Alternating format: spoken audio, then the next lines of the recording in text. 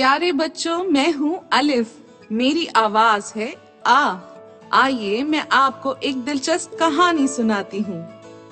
अनु एक प्यारी सी सफेद रंग की मुर्गी थी। इसका घर एक बाग में था। वो हर रोज एक अंडा देती थी।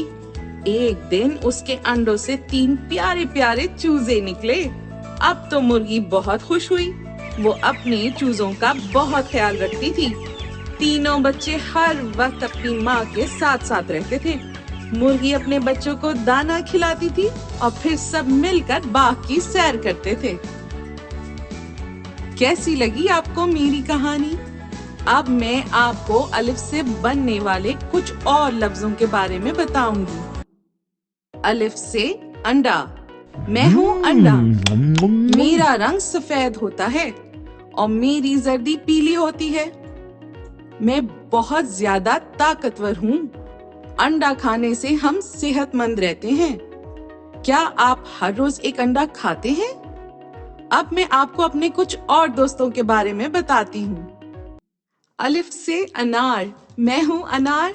मेरा रंग लाल होता है। मेरा जायका खट्टा मीठा है। बहुत मजेदार।